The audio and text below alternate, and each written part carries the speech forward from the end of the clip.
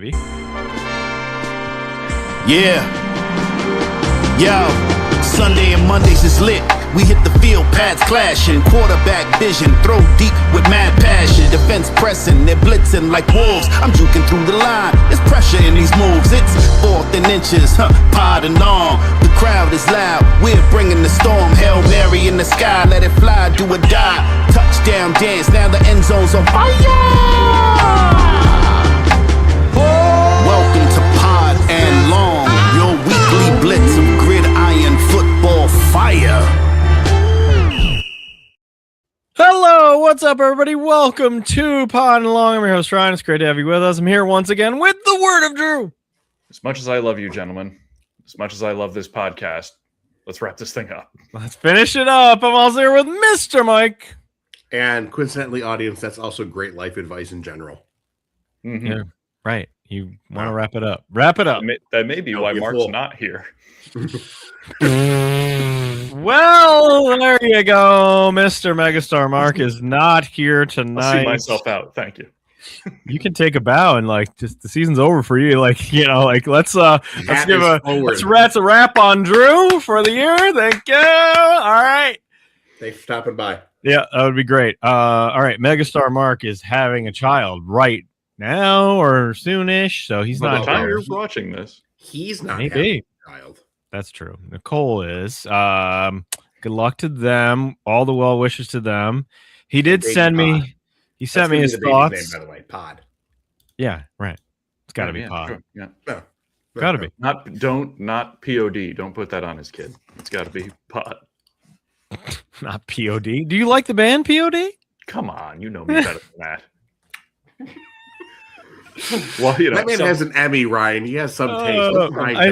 I like asking you questions that I know the answer to. Then you're gonna insult me for asking something. The one Billy Gunn. Something. I'm not playing it. I should play it during these. Mark notes. Mark's notes. I'm just gonna get them all out of the way so don't forget. He says, first note. I love the nickname Drake the Schedule May, and will he be using it indefinitely? I think next year is going to be a full, how Mark went after the Eagles all season. I think he's going to be going after Drake May all season. Mike Vrabel. This is the second one. Mike Vrabel has no ability to rally his team when it's needed and no ability to adjust when they're getting punched in the mouth.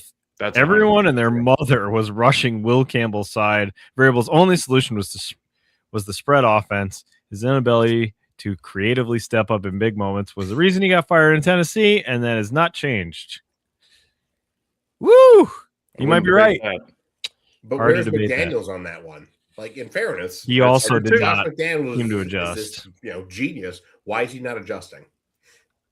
Well, he's not a genius. If you follow the Las Vegas Raiders, you know that he's not really that great of a genius. Okay, next point. The guy who punched Stefon Diggs is my number one Bills free agent target.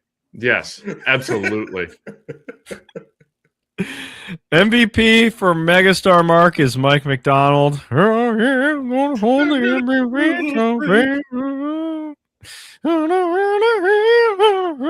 Sad boy. The sexy Sad boy. The sexy robot in the vodka ad who caught fire, or any women who are close to Stefon Diggs. Oh boy, Megastar Mark. Mark's notes. There they are. Wow. He got his revenge. It's time for the A block. Let's talk about the game. We'll break it down, and then about 6 seconds later, we'll talk about something else. In 2023, 4 friends were sentenced to watch bad football for crimes they didn't commit. These men promptly escaped, arguing over text message to the YouTube underground. Today, still growing their audience, they survive with silly voices and running gags. If you have an hour to kill, if you have nothing better to do, and if you can find them, maybe you can listen to the A block.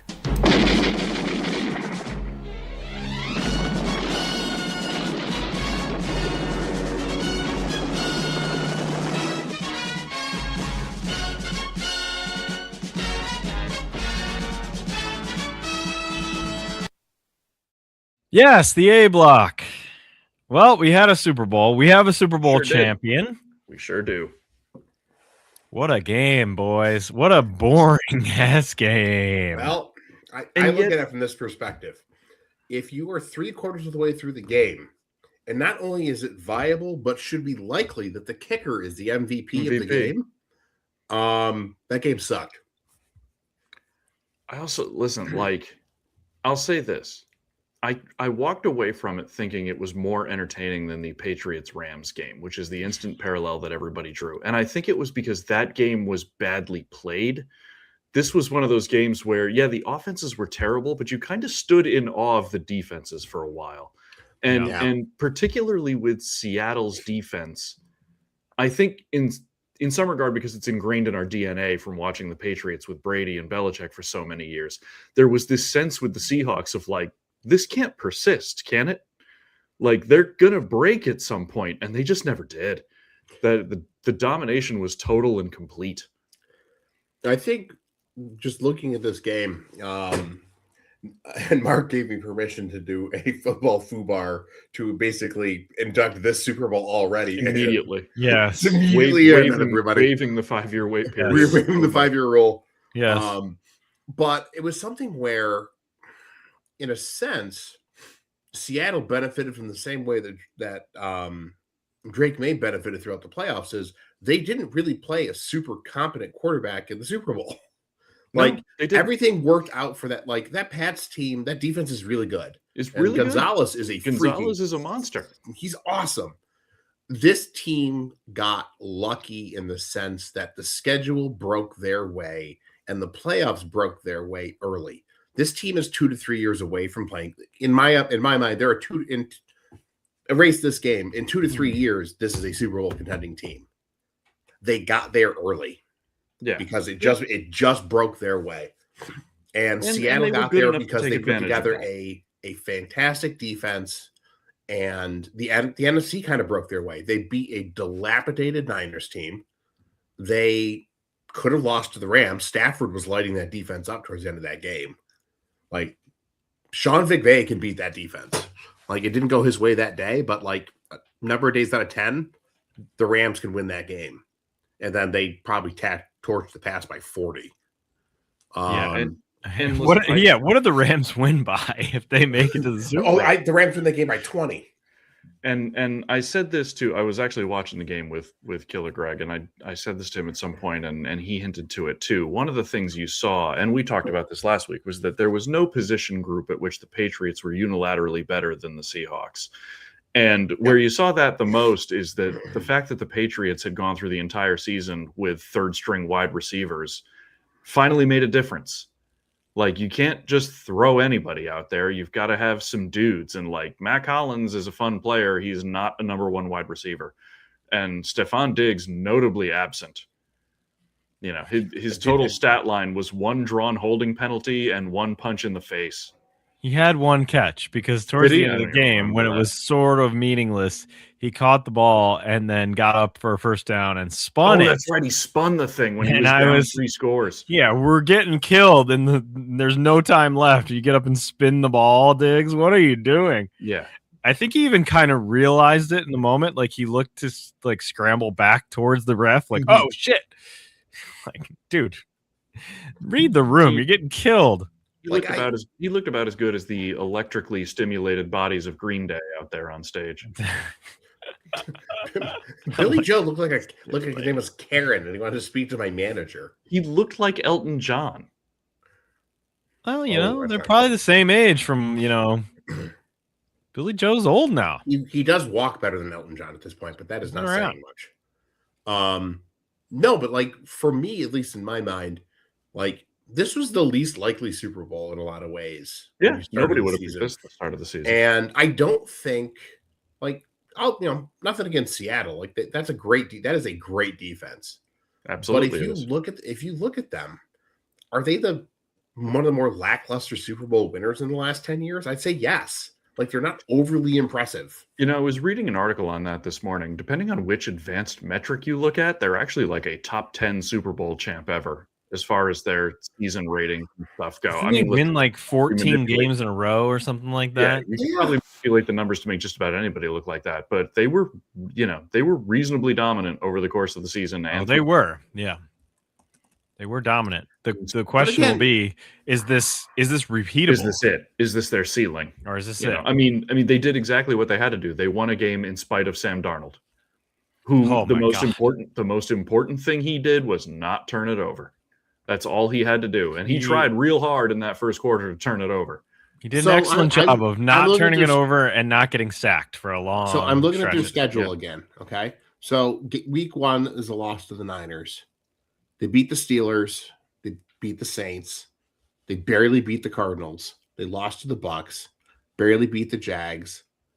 Decent win over the Texans and Commanders.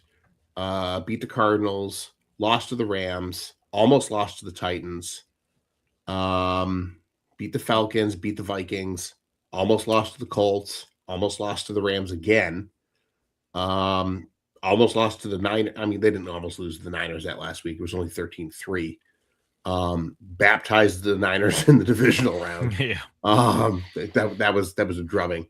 And then almost lost the NFC title game. Like, I don't know. I just look at their season overall and I'm just like, you beat up on the bad teams and you didn't even beat them up that much. But they can't score. Like, literally, if they did not have an absolute elite defense playing on all cylinders all season, But they did. Yeah, you can't take it away from them. No, I can't. But I as far as this being like, they're favorites to win, or the favorite to win next year. Like, I don't think they are. No, yeah. I don't know. That would be. I think they're going to have a season like Philly, where they win the Super Bowl and then they're going to win like 9 or 10 games next year max. The question is, how do you judge Sam Darnold next year? Like, there's two, this is we're gonna class this shit up. We're gonna talk about Robert Frost for a second. 2 paths diverged in a yellow wood. Like, is he still the same Sam Darnold, or is this like his, is this his moment where he's like, now wait a minute, I didn't play exceptionally great in this, but I didn't screw it up. I threw a touchdown pass when it mattered. And now does he turn into pretty good, reliable Sam Darnold going forward? I mean, you can't say he can't win the big one because he won 3 big ones here. Yeah, including the biggest one of all. And he played well in the other games. And listen, his completion percentage in the Super Bowl, I think, was below 50%. But he didn't turn it over, which was the one thing he had to do. And then he threw the one touchdown pass when it mattered. There was a lot of game planning in there, though, I think, too. I agree. All right, we don't think they can score on us. We might shut them out. There was a real possibility that they would have potentially been shut out. I think they let their foot off the gas a little bit towards the end. And the Patriots, not until late in the game did they decide to actually bring pressure in a way that would have mattered significantly. Which, to Mark's point, doesn't make any sense. Go after Sam Darnold, make him beat you. Why not try it? Right. Dilfer, he's a Dilfer. The only thing is, though, Dilfer did nothing up until did zero, except not turn the ball over. Yeah, and Darnold played well against the Niners, and he played well against the Rams. He did. Yeah, he had to. I think the Ravens won the Super Bowl in the same season where they went 5 games without scoring a touchdown, and by the way, won 2 of the games. Yeah, that's. I mean, he is by. What he did in the Super Bowl, he did basically Dilfered in the Super Bowl. He threw the one touchdown pass he needed to throw and just kind of hung out. The ball to Jamal Lewis and owned the clock. Yeah, and that's exactly the game plan here. But I desperately wanted Super Bowl MVP kicker. That would have been the perfect cherry on that Sunday. I also listen, I got nothing against Walker. To me, I thought their who's this buckets, their tight end was the MVP. Barner and caught the pass. He had the touchdown catch that put it away, and all those 3rd and whatevers they needed in the first half went to him. He was the only guy Darnold could find. He was the only guy in Seattle who didn't have the drops. Even JSN, I feel like, dropped 3 passes in that game. He was hurt too. He got knocked out of the game. Yeah. Yeah. Cooper Kupp didn't do very much. No, and I mean, well, besides looking like one of the Paul brothers, when did that happen? Yeah, the 3rd Paul. And the Patriots,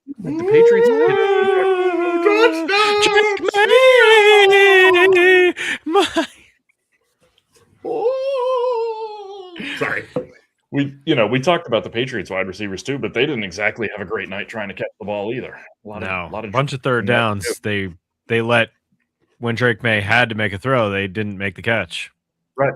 And Drake May also missed a lot of wide open dudes. You think Drake May's hurt? There's a lot of discussion today about Drake May potentially was hurt. Even more than missing the wide open dudes, I think Drake May was spending a lot of the game looking over his shoulder. Yeah. Once he got hit 3 or 4 times, I think he knew he was in real trouble, and that's where his eyes were going. He did say, I mean, he's somewhat of a likable. He's way more likable than Brady is. He's way more humble and just like a regular dude. He did say, they said something like, "What would you do over?" He goes, "The whole thing from the beginning." Yeah. Like it was terrible from the beginning. I mean, a lot of it's not his fault, but the one truly wretched thing he did was that interception over the middle. Yeah, that was bad. It's you can see what he's thinking, but like he's also got to know step up in the pocket like that against his own lineman. He can't generate the arm strength to put that ball where it needs to be because he can't step into it. Yeah, but that's a lesson he'll learn. He's only a second-year quarterback.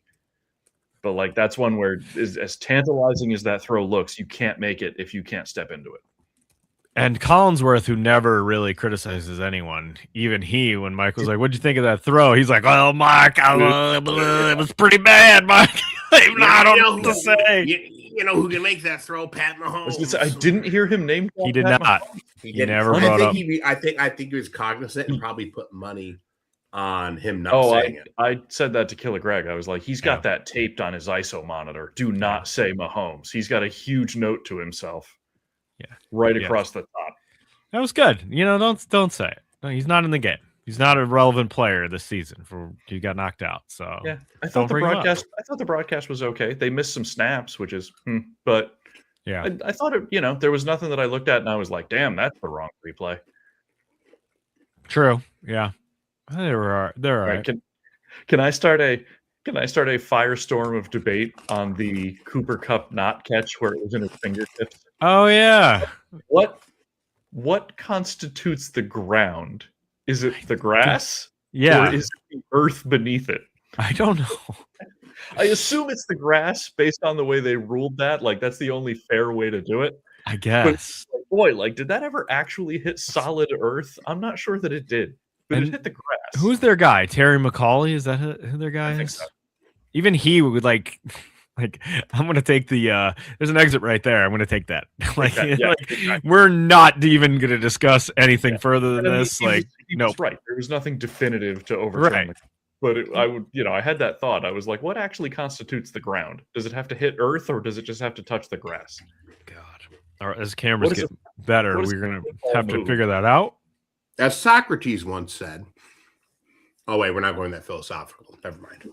We've already done Robert Frost. Why can't we have Robert Frost in the show? Why can't we? I mean, this show is very classy. Sweet.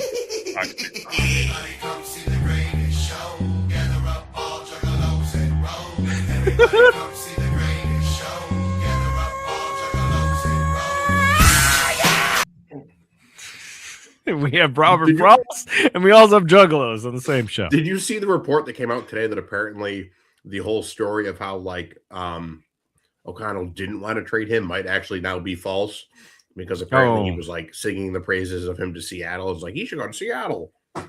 Who knows? It's just the Vikings are a fucking dumpster fire. Just a blame game. It's so funny though. They're a dumpster fire. They won 9 games. I mean, with all that crap, they still won 9 games. Yikes. I don't know.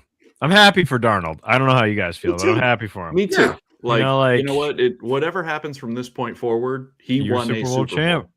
Mm-hmm. And you were a big part of getting there. Yep. So, I mean, you can't take it away from him. Sure can't.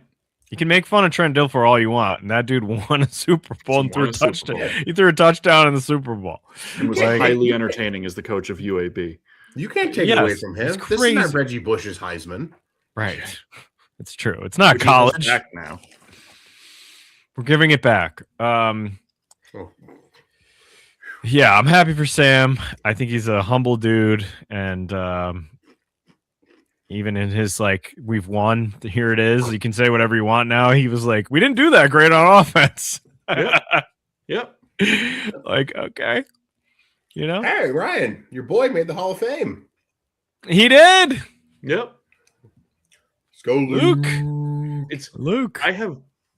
I have no problem with this Hall of Fame class, but also several problems with this Hall of Fame Okay, class. you want to get into it? Let's get into it. Like- who's your? I like this one because Roger Craig is in. We talked about him a bunch. Like, why isn't he in? Great to see him get in. Larry Fitz, love him.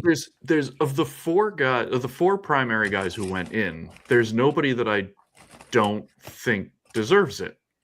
But then there's still this logjam of guys who deserve it that like wasn't addressed at all. I don't like that. And, yeah, and I guess agree with you that. can't. I guess you can't please all masters. You have to have a limited. So, you have to have a limited size here. But it's like there's nobody I disagree with going in. But there's also a bunch of people who've been waiting longer who should be in. I mean, I'm thrilled that Luke Kuechly is in. Obviously, Sure, absolutely yes. thrilled. I didn't think he would get in because, as dominant as he was, he only played for what 9 years. Yeah, but once Gale Sayers obviously was the poster child for that. Yes. But honestly, I think in the modern era, once Terrell Davis went in, I think those gates were open.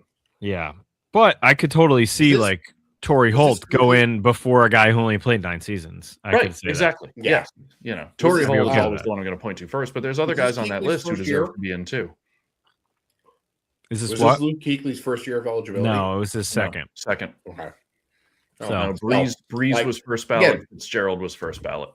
And that's correct. Luke belongs. I believe Luke belongs in the Hall of Fame, but I think the point that Drew's making is absolutely right. Like Torrey Holt is still not in there. Right. And we put Luke Kuechly in on year 2. Yeah, Yeah. I can see that. I can totally see that. So like I said, No slight against him, but if you have a No. limited number of seats, yeah, like I said, I have no problems with this class, and yet it still feels like there were guys who got slighted. They need like another can we get like 5 dudes? Let's get 5 dudes like put in December of Well, next that's year. Like they like almost- another they class. almost- there's such a logjam now. It seems like as a league, they need to decide. Let's just do 1 year where we induct like 15 guys and clear this problem up. Get more people to Canton. Do another Yeah. round. they have an Like, anniversary year coming up. this was the 60th Super Bowl. They could have done it this year. 100 years of the NFL went by already, didn't it? Yes, Yes. it did. It I did, believe it did. because it was the year before the 150th year of college football. Yeah. I don't know Right, why so- you wouldn't put 5 more Well, guys for in the- next time. You have yeah. enough. And then go to the baseball model where the size is relative to however many guys get the votes. There's no Yeah, cap, right. there's no minimum, there's no maximum. Right. I like that. This is probably the best class in a while though, where it's like, okay, Yeah. all these guys are solid. Yeah, I agree. Other than Kuechly, I can understand why people would be not that into that because he didn't Yeah, play but football long people enough. know football people know Yeah. what he deserves. He deserves You know? it, I think. So Yeah. I'm thrilled. Anytime a Panthers were in for so long, it's like I count Kevin Green as a Panther who went in, even though he's technically a Steeler, I think. Yeah. Sam Mills, same thing. He's a Panther, but Yep. was a Saint. So, there's not many. Julius Peppers. Yeah, that's probably is he your first legitimate Technically, even though he left for a while, he still was there a long. Yeah, but he made his fame with the Panthers right. Yeah. before he went to Chicago. Seahawks defense. Do you think this is better than the Legion of Boom, I or do. comparable, or I do. worse? I do, Le- and I Legion- understand better. that the Legion of Boom absolutely embarrassed the Broncos in the Super did. Bowl that year. Yeah. But something about this defense was different. Like they completely controlled the game, and for the amount of time they spent on the field because their offense went 3 and out or 5 and out, They were out there a lot. Yeah, and they that's true. just kept coming. You even saw it in They the hadn't had a little things. first. It was like late third quarter, and they had not had a first down since the opening drive. Yeah, and you even saw it in the little things, like in the way the Patriots are running the hurry up offense, and Seattle's still managing to get subs on the field. Yeah. That's a little thing, but that makes a huge difference, and that's all part of how good this defense is. Even that level of coordination is hard to achieve. Very true. Mike McDonald's a hell of a coach. Mm-hmm. I kind of liked him when they doused him with the Gator, and he just kind of stood there for a minute. Like he didn't talk Yeah. to anybody. He just stood there, like I just won the fucking Super Bowl. And then he had that total bullshit handshake with Mike Vrabel. Oh, that was interesting. Which, by the way, Killer Greg put the theory forth, and I can't completely say that it's not true. Okay, that Mike Vrabel may have had a stroke at halftime and was fighting through it in the second half, because every time they showed him, his face was contorted. He had like blood again, like on his nose, didn't he? That's what happens when you get taken to the fucking woodshed. He is not happy. Also, Killer Greg, based on his Titans DNA, every time they showed a single cutaway shot of Mike Vrabel, he instinctively said, "Look at this asshole!"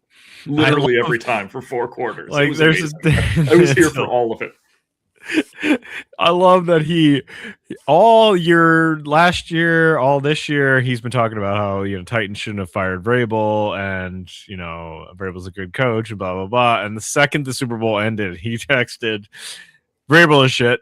Yeah, 100%. 100%. Vrabel is shit. It was fun to watch the game with. Look, Killer Greg is a fantastic heel. He really is. Oh, God. He on the TGIF podcast was talking about how he bought the world's tiniest paper shredder. Okay. So that when he plays against somebody in Magic, the Gathering, the card game, and the cards are like folded, he can then shred them in front of the guy one at a time for his own enjoyment. It's not for any other reason. It's just for this one dude.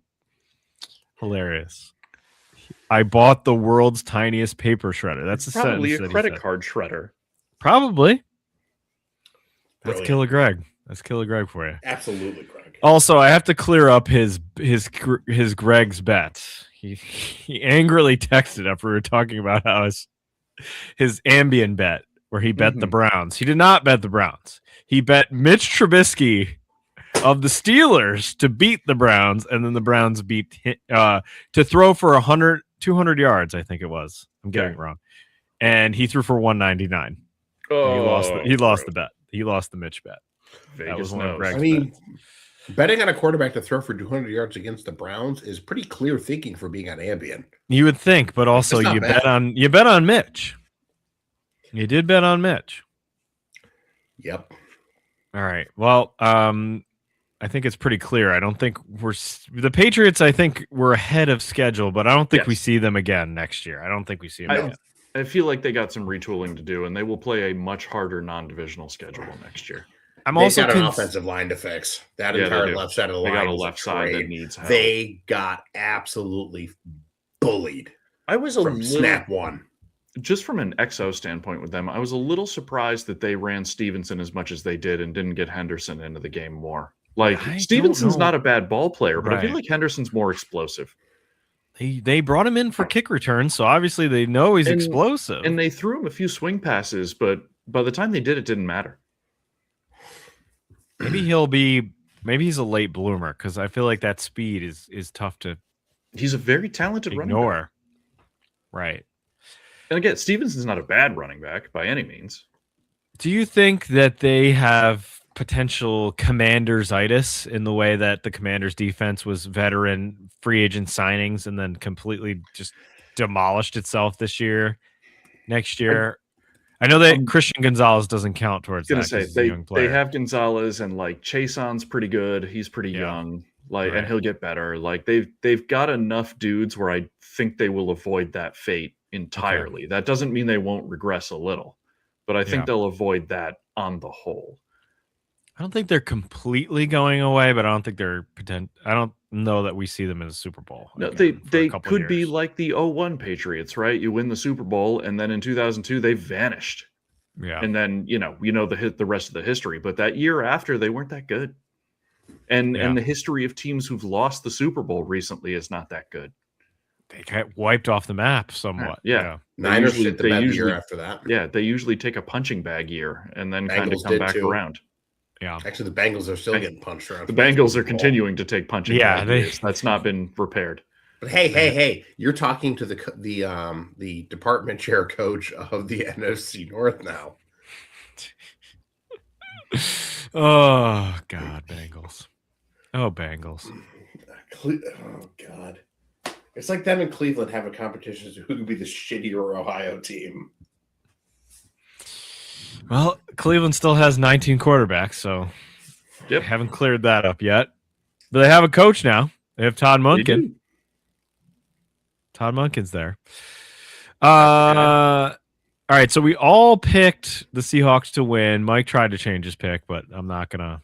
Wisely, I did not. I'm not gonna penalize you for that. Have we reset the timeline? Do you feel like we reset the timeline? It's early yet. We can't tell. Yeah, it's too early to tell. Too early to tell. It's been 24 hours. I will say, there was no extraordinary breaking news today. So, well, except for the guy from the Falcons getting arrested. Adam Gase is back. Drew, how did you miss that? Adam Gase is back with the Chargers. Yeah, what's he doing for them? I don't know. I didn't even look it up. I just saw Adam mixing Gase. The Gatorade. Maybe smelling salts. He's in charge of smelling salts. Oh, they can't use those anymore. Also, another 49er was shot today. What? Yes, in the ankle. But some 49er was shot. Another one was shot. Why does this keep happening?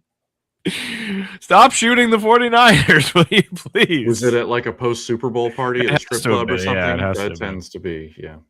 I didn't look up the details. I just saw 49ers D tackle shot in ankle. Okay. Oh God. Okay, so a brief post game story. Some people I know were working on, I won't say which one, a prominent college football bowl game many years ago. After the game, several members of the crew wanted to get food somewhere downtown in the city they were in. The only place that was open and serving food at that hour was the local gentleman's club. And they decided, well, the hell with it. We're hungry and we need to get food, and this is the only place to get food. So they went into the gentleman's club and started ordering wings and got food. About half an hour after they were there, Dennis Rodman walked into the gentleman's club, and then apparently the party really started. Wow. That's pretty great. If you're at a party with Dennis Rodman, you got to love that. At a gentleman's club.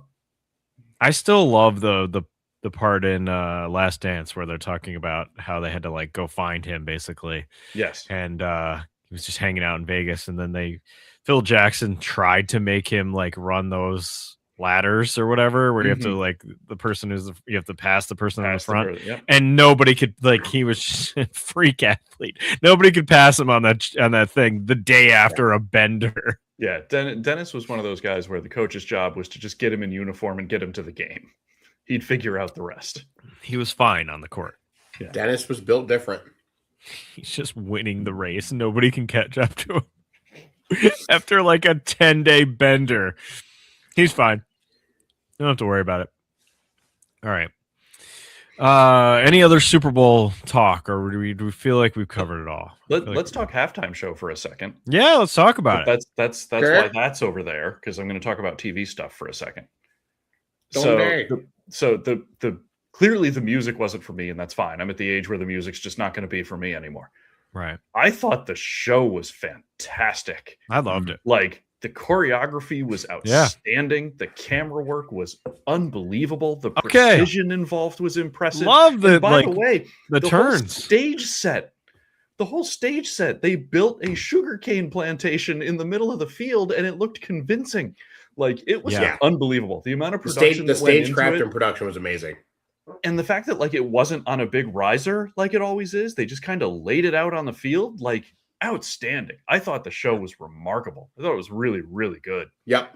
Were you okay? I loved anytime he would like turn his head, and then there was a camera there, like to catch that moment, like where he reaches for the drink, and then he climbs up the telephone pole. Like they had a camera on top of the telephone pole. And looking up. I said to Killer Greg, I was like, I know roughly, like, how much does that camera cost for that one shot where he's climbing up the telephone pole? Like, that's all that was there for. Director's like, ready, 81, take. I had a question about this though, because they show it. I loved all that stuff, but then he climbs up, and then it sort of pans, and you see that camera. Was that a mistake? Like, it was probably unintentional. Okay. They're also, listen, that many moving parts. It's impossible. It's going to be unavoidable at some point. Right. But like I'm thinking to myself, like they didn't didn't think that it was going to be spotted from this other angle Right, or whatever. right. They didn't want that to be seen. But just the timing of all of it. Oh, and how yeah. it was Yeah, just and boom, the boom, way boom, they boom, interspersed the boom, boom, pre-tape pieces into it to make it seem like it was all live. Ricky Martin looks amazing. Whoa. By the way, like Whoa. the only two things that kind of got me about it were, one, like when they were setting it up, you could kind of see that some of those like little sugar plantation tree bush things like had people in them, because you could see the arms waving or whatever. Yeah. And I never saw those move, which Right. means what I want to see is I want to see like the high Skycam cast of this, where as the show is going on, you see all the other production pieces moving around to set the next piece. Like that would have been awesome. I understand why they didn't show that, but I would love to have that like posted on social media somewhere where you could actually see how all the pieces interacted. But that's because I'm a production nerd. The only other thing that got me was there were a few spots where they were using game cameras to help with the coverage, right? Like, you know, they don't have their own spy cam, you know, sky camera, spider camera, whatever. So they got to use the game one.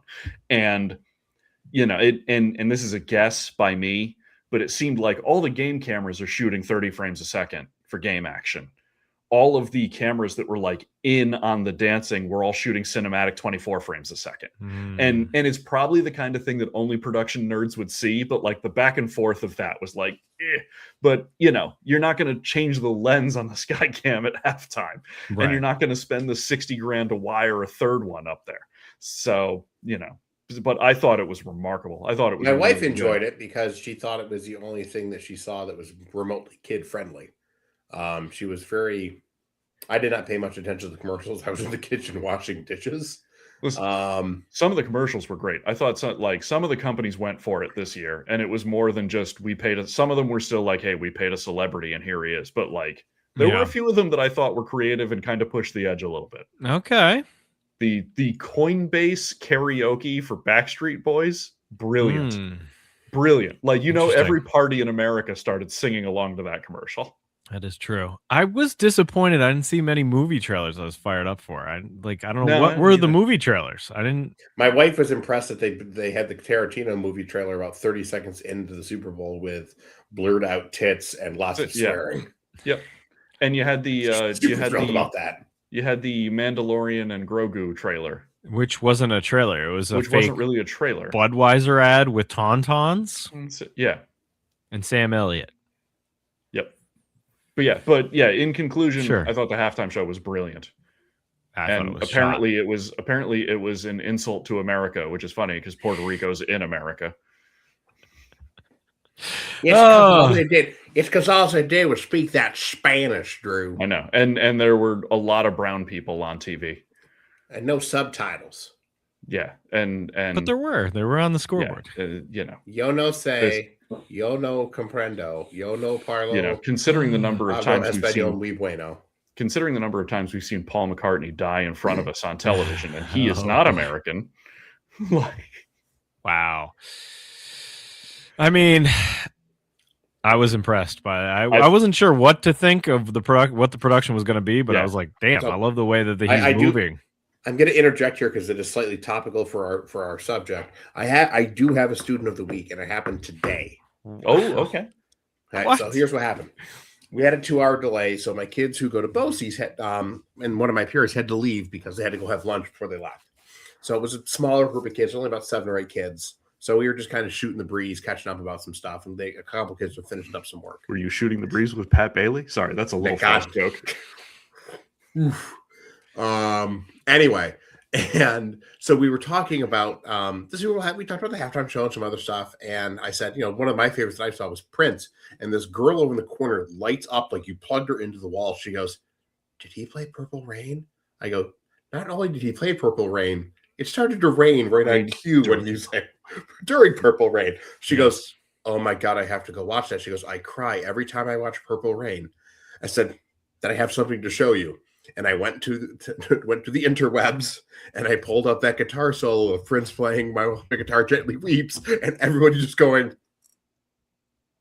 for about 4 minutes. Yep. And everyone's like, "Oh wow, Prince is really good." I go, and that's only one of 12 instruments Prince knows how to play. Yeah. Yep. Even Prince knows he did it. Tom Petty knew he did it. George Harrison's kid knew he did it. They all just looked at him like, all right, cool. We're done. Yeah. We're Can't beat that. Can't beat that. And then he just walks off because he's like, I'm Prince, motherfucker. He still has my favorite internet video of all time is the James Brown performance where he calls Prince up and Prince is on the shoulders of the bodyguard. Yes. And then Michael Jackson gets called, and then the three of them are up there. That's my favorite YouTube. Because we were also discussing like what 5 musical artists who are dead would you revive to go see one concert? And I said Prince. Prince. I was lucky enough to see him once. Wow. I did not see him. And listen, unpopular opinion, but I will say it forever. Prince over Michael Jackson for me. Michael Jackson was also high on everybody's list. I had Waylon Jennings on my list just because that's the thing with me and my dad. Sure. But I think, it's not the Muppet question, but I think it's a really good... The Muppet. What is? Nothing can be. It's one of the best things I've come up with. The Muppets at Godfather. Perfect. Abe Vigoda.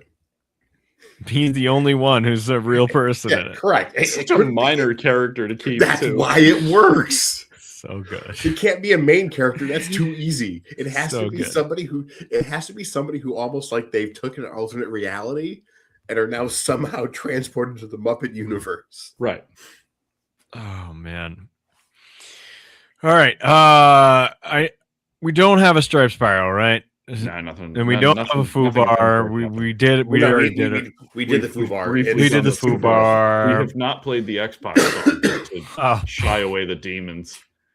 You can't. It's the last show. You can't stop now. X-Pac! You think you can tell us what to do? Yeah. You think you can tell us what to win? You think you better? Yeah. Well, you better get ready to bow to the master.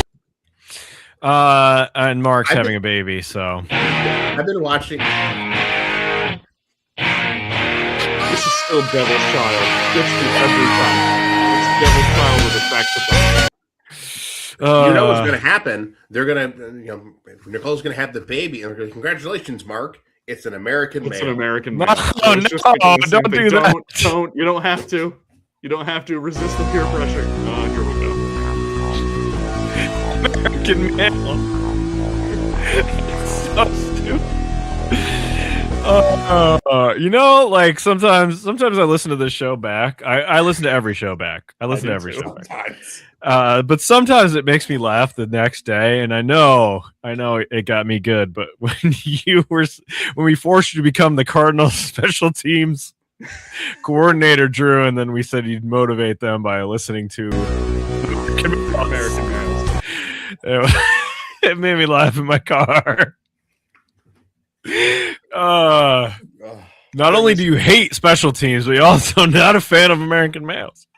There was one point where I was watching the Super Bowl with Killer Greg, and he said something about, this game could come down to something like a special teams play. And I kind of groaned and looked at him, and I was like, you watched the show, didn't you? He was like, oh, yes. Don't bring up the special teams. But the kicker could have been the MVP, Drew. Which would have been great. And that punter with that little pooch. Nobody else in that game would have earned it. That little pooch punt. Field position. It was great. Field position battle was great. On my lunch break at work lately, I've been watching, because YouTube now has them all, old wrestling, like basically 90s wrestling. Because it's like I'm reliving my childhood. It's the best. And I didn't and again, I know I should have known this, but like you go back and you watch and you're like, wow, Hulk Hogan can't sell shit. No, he's terrible. Really bad. He was terrible. And like I didn't love Hogan as a kid. Like I was always strongly in the Macho Man camp. Yes. But like, holy shit, it is bad. Yeah, it's bad. It works for what it was in the 80s, but it wears off quick. Listen, the Rock, not an especially exceptional wrestler.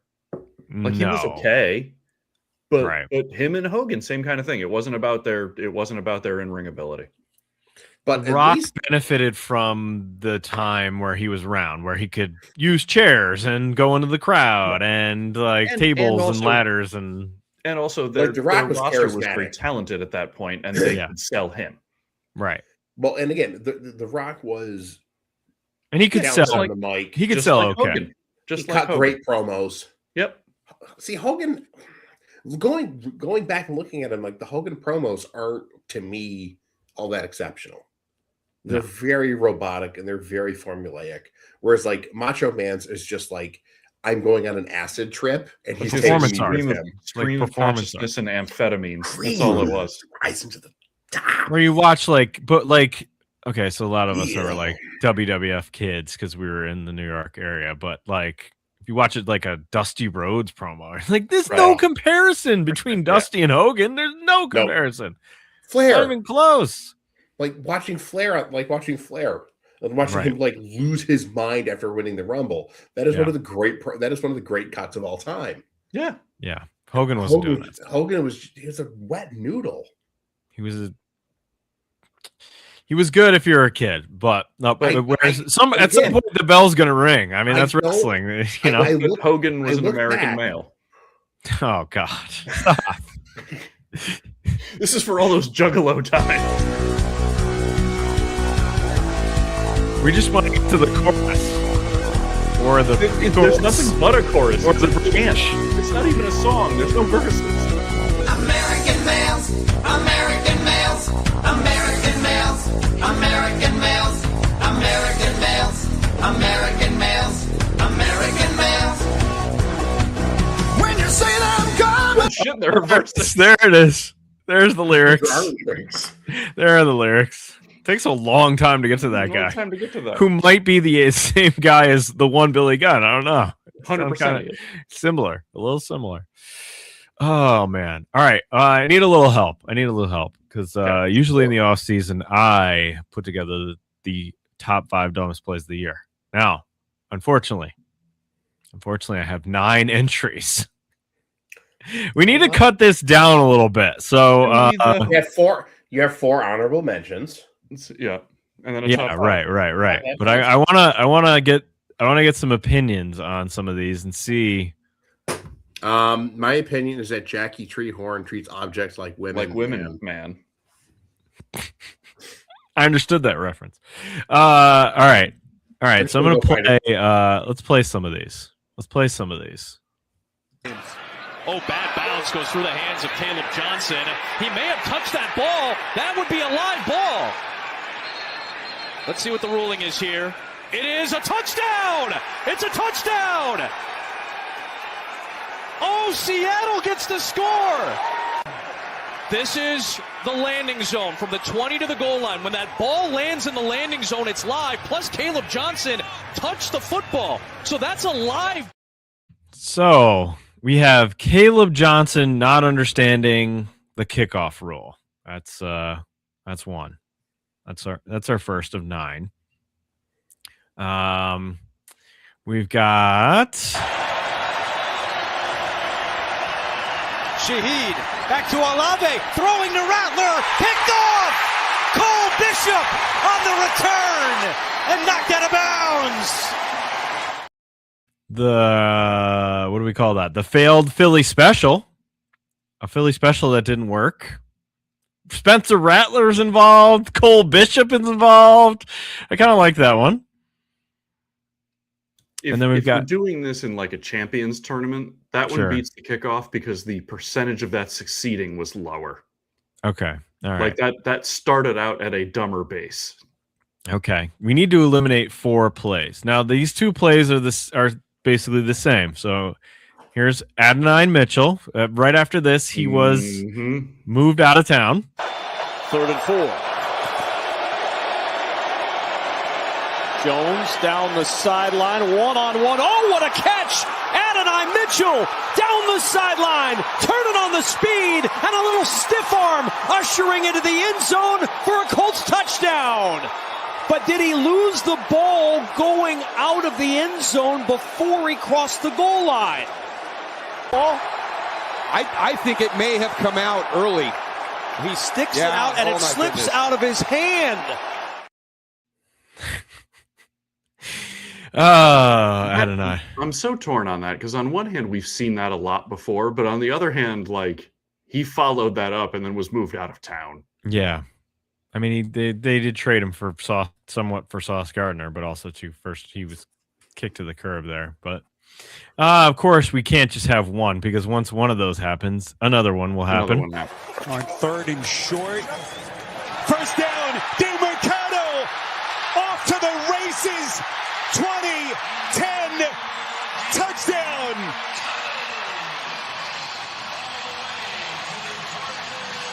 Did he drop it early? Boy, that's going to be close. Oh, my goodness. Boy, he extended it with his hand a little bit. Did Sneed's trying to say that he got the ball out. Wow. You see him kind of put it on his fingertips, but did he have control, Arch, before that thing broke the plane?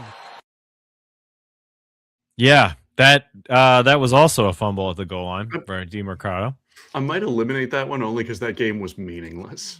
Oh, there's a lot of meaningless on this list. There's so much meaningless. There's no import to that game at all. All right, so those 4, I would say, are the was it 4? Those that 4 might be the honorable mention list. They could be the honorable mention list. Okay, so we're going to start getting into the better ones here. All right, here we go.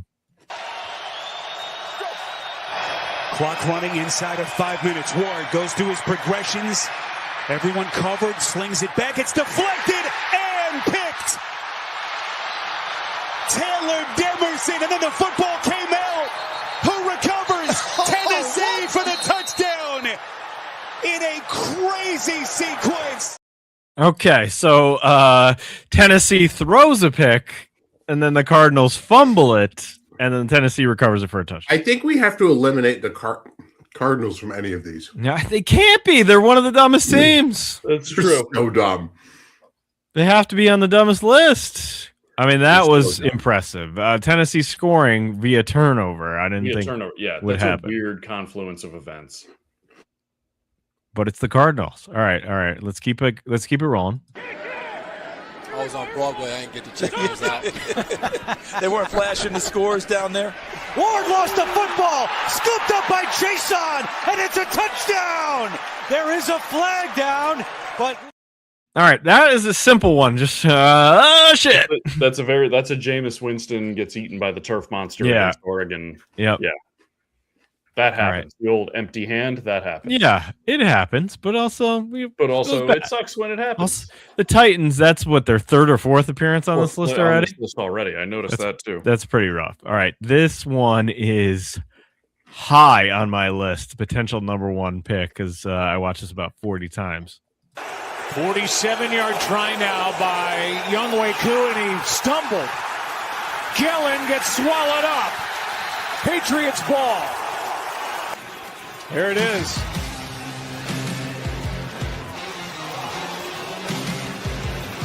Whoops.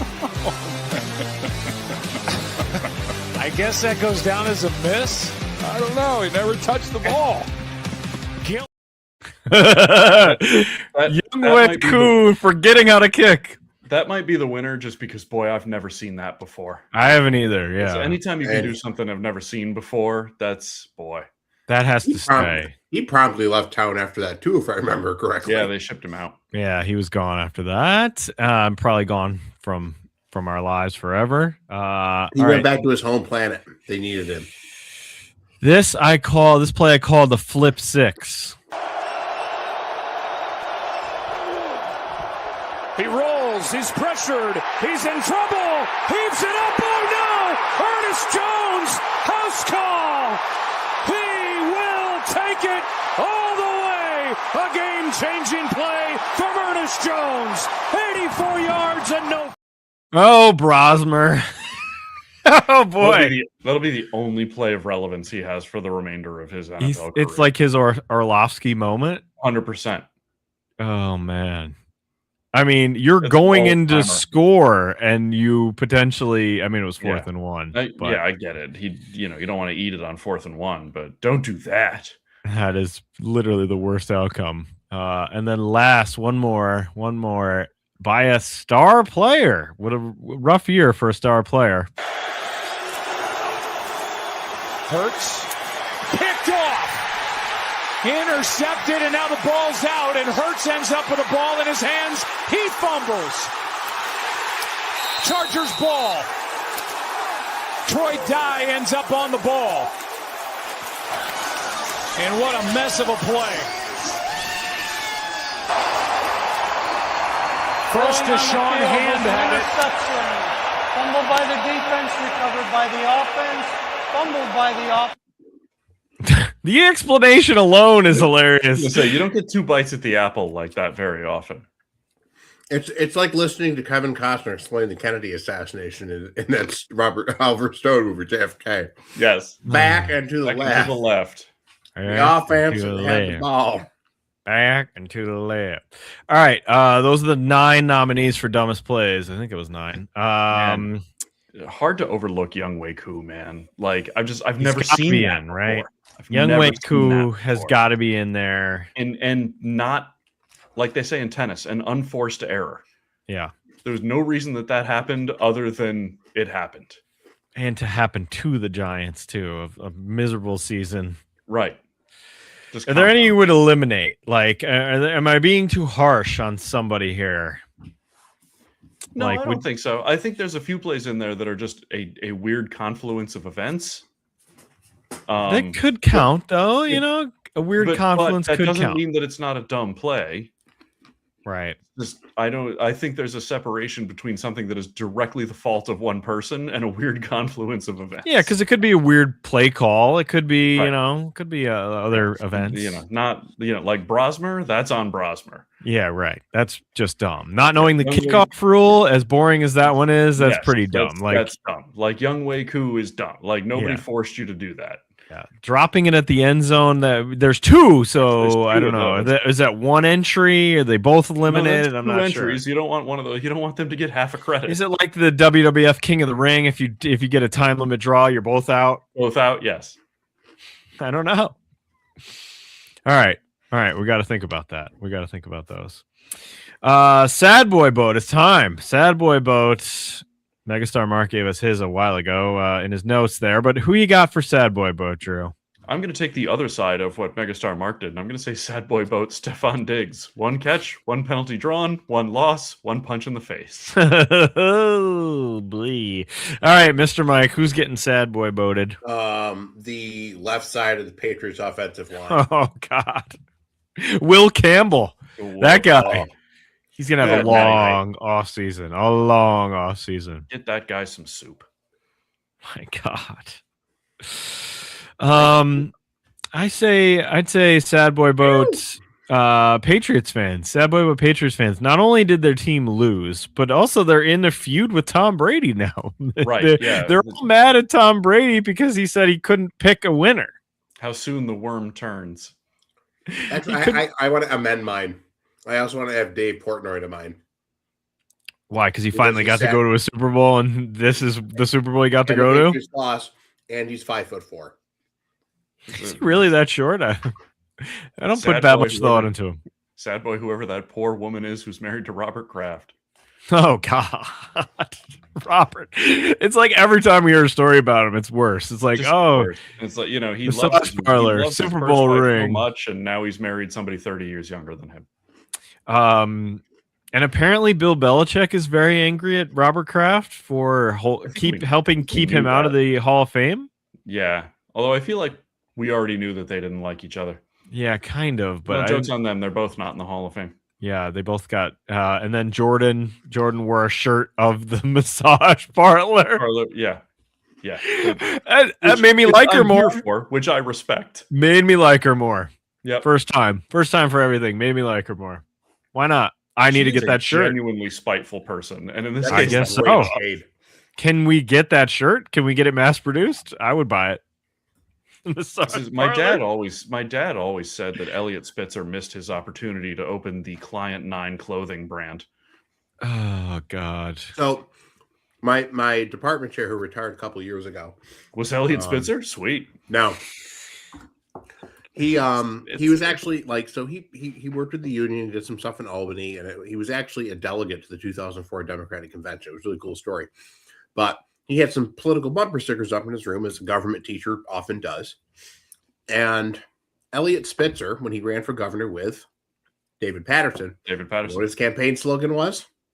Don't remember. Bring passion back to Albany. Oh, boy. Well, he tried.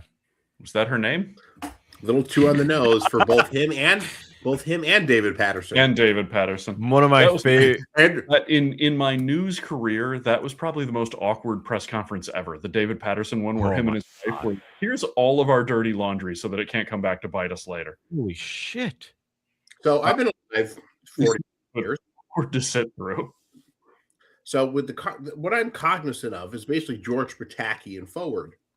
Right. And the only governors that haven't been involved in some sort of horrid sex scandal are George Pataki. George Pataki. Yeah, history's a terrifying thought.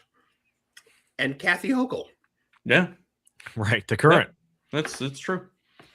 It's like New York's governors have sex scandals. Illinois governors get indicted and go to jail.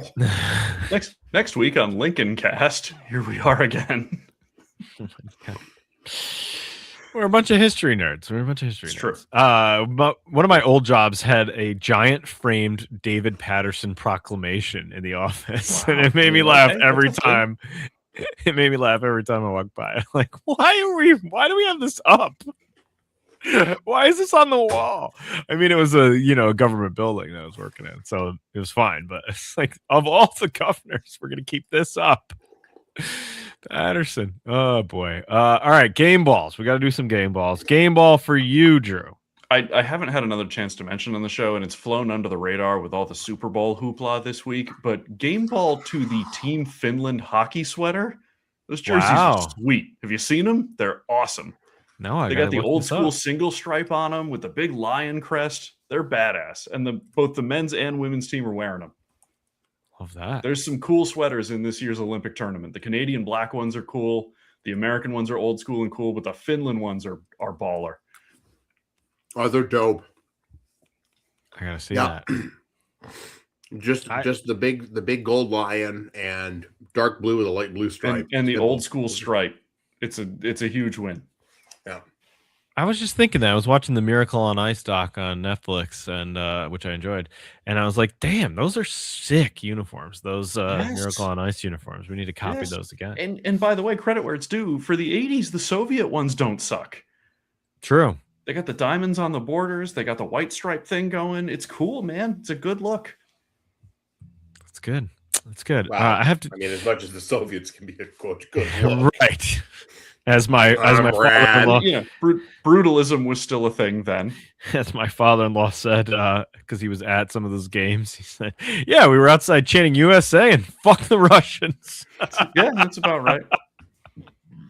Nothing's really changed. Yep. All right, Mr. Mike, what do you got for a game ball? You know what? What the hell? Give it to Sam Darnold. Good for him. Yeah, you're right. Absolutely. He deserves it. He deserves. He's not seeing ghosts anymore.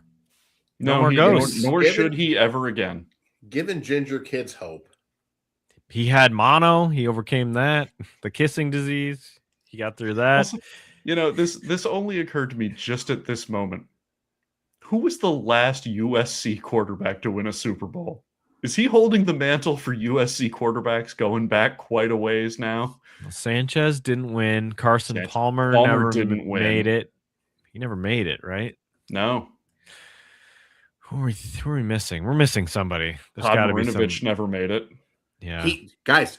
He's the only one. Marinovich is the only one to make it? No. Sam Darnold. Sam Darnold. For all the USC greatness, for all the USC quarterbacks. Until Caleb Williams. Until Caleb Williams, yeah. But Sam Darnold, the only USC quarterback to win a Super Bowl. That's remarkable. Wow. How dare he win before John David Booty? I was just going to say John David Booty. I love that guy. He's a coordinator somewhere now, I think. Oh, good. I like John David.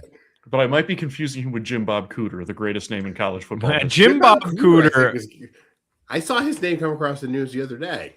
He still has a job somewhere. He does. I'm pretty sure. He's getting paid by somebody. Even Hackett has a job. So, I mean, Hackett. Coordinators. Wait, we have to talk about Hackett. He didn't take the Miami job. He didn't take the Miami job after all that. He didn't take the Miami job. Where is he? He's somewhere funny though. He's somewhere funnier. Designing games for Milton Bradley, possibly. No, he's not outfielder there. Milton Bradley. No, Jim Bob Cooter is the offensive coordinator for the Lions. Oh, see, there we go. I should have known that. He is? Oh boy. Yeah, he is slightly younger than me, but if you look at Jim Bob Cooter, you'd believe he's at least 55 years old. That's hilarious. Where is Hackett now? Hackett ended up somewhere. Where is he? He's on the Cardinals. He's with Kyler Murray. That's right. Kyler Murray. Hackett and Kyler Murray. Oh, you play any games? Yeah, I play Call of Duty. I don't know what the fuck that shit is. Hey, Kyler, I plug it in. I won't play it. I tell you what, we play 3 more games and don't break the ice, then you can have some Oreo cookies. Although Hackett does, based on our interpretation, Hackett might be a guy who enjoys those old magnetic electronic football games. Oh yeah, he definitely likes those. That's his entire offense is based on that. That yes. My thumbs don't work so good. I love the idea of board game guy hanging out with video game guy. Call of Duty guy. Oh God.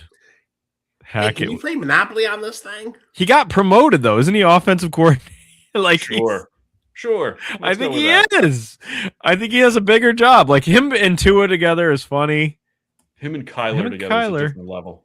It's kind of funny too, especially because the Cardinals seem bound to Kyler. They can't really do anything about it. So I don't think they can. I think they have to run it back. Yes, they do.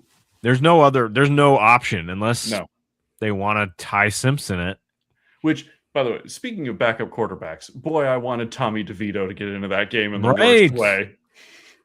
Why not? So bad. Give me some Tommy D at the end of the game. Super Bowl snap taker, Tommy DeVito. Just like the Patriots. Can't give us anything. People forget, Brian Greasy kneeled out one of those Super Bowls for Denver. You couldn't put Tommy in there to try and create something at the end, Patriots. Give it a shot. Give it a shot. All right, my game ball goes to Luke Kuechly. We talked about it. He's in the Hall of Fame, so got to do it. Plugs, Bloody Good Music. What do we got? I don't know. There's something. Chris, the end of the season. Chris and I have been going back and forth about the new Rob Zombie album, which he says is awful, which makes me not want to listen to it, but it's sitting in my inbox. I'll have to get to it this week. Man, I love that one Rob Zombie album. I wore that shit Hellbilly out. Like, listen, he's got a trilogy with 2 different bands, right? He's got Astro Creep 2000, and then he goes solo, and he's got Hellbilly Deluxe and Sinister Urge.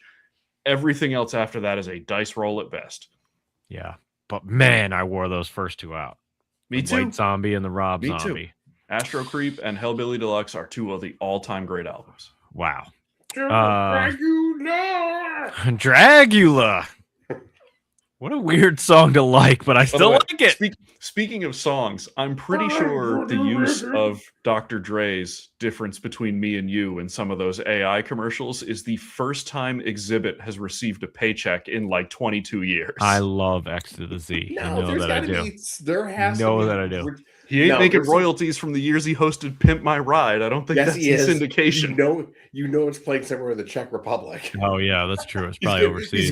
He's getting 30 kroners a year out of that. There's like weird pockets of the internet. We don't even use the kroner anymore. We have to use the euro. It's paid in kroners. It's still getting paid in kroners. Yeah. I love going to these weird pockets of the internet for things like I love Exhibit, and I love Pimp My Ride, and there's this whole like thread of people whose cars were irreparably damaged by Pimp My Ride.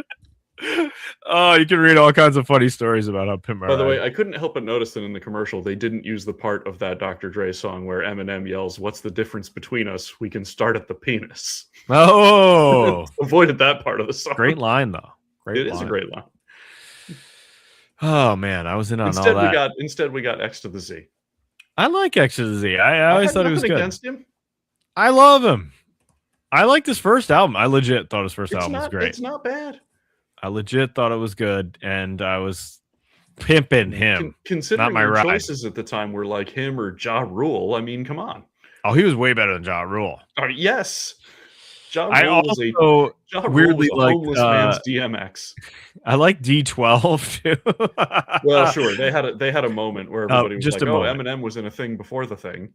A short moment. Okay. That's bloody good music. Go check it out. And all off season, go do it. Go check it out. There's lots of good stuff on there. I promise I'll write stuff this year. I promise. Once this is over, you'll have more free time. We're almost done. The TGIF podcast, the new one is out about cheating on tests. And there's some good stuff in there, including a torturous Full House episode where Aunt Becky got the plans to cheat her way through college. This is where it came from. I think I remember that one. It's literally an episode with the same plot where they try to cheat their way into a preschool. She obviously put that in the back of her memory later for the future. Didn't quite work out for her. All right, this season is over. We're done. We got a Super Bowl champion. We do. There's a baby on the way. We got a podcast baby pod on the way. Mr. Mike. Credits. He's back. He's still alive. He's still here. I'm back. Yeah, it was a great season, you guys. It always is. We'll take a month off, and then free agency. We'll be back. We'll be fired up for free agency. And we will start agency. next season shooting baby pod with the Gatling gun Nerf gun. You're gonna shoot the baby with it. Yeah. The drive-by Gatling gun. The important we still need the video of that. The important thing is pitchers and catchers right around the corner. Inertia begins anew. Or does it? Mets might be good. Doesn't just continue. That's true. It just continues. Yes. It doesn't begin anew. It just continues. It's the circle of life. All right, we're done. Peace out. We'll see you next season. Congrats, Seahawks. Good luck, everybody. Keep your stick on the ice. American males. Goodbye.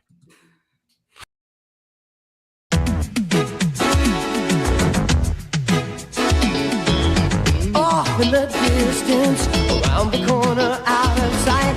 You saw where your dream was waiting, hidden just beyond the light. And all in a moment, hard to seem to fall in line.